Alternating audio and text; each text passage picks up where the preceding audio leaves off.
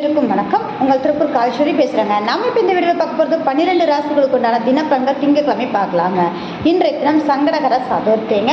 அதனோட சுப முகூர்த்தமான நாள். மேச ராசி நேயர்களுக்கு இன்றைய தினம் சுப விரயத்தையும் அலைச்சலையும் காணக்கூடிய நாளாக இருக்கும். ரிஷப ராசி நேயர்களுக்கு லாபகரமான மன மகிழ்வான நாளாகவும் அமையும். மிதுன ராசி நேயர்களுக்கு மதிப்பு மரியாதை கௌரவம் கூடுதலாக இருக்கும். கடகராசி நேயர்களுக்கு பயணம் மேற்கொள்ளக்கூடிய நாளாக அமையும். சிம்மராசி நேயர்களுக்கு எதிர்பாராத நாள் லாபத்தையும் யோகத்தையும் சந்திக்கக்கூடிய நாளாக இருக்கும். சற்று நிதானமாக இருங்கள்.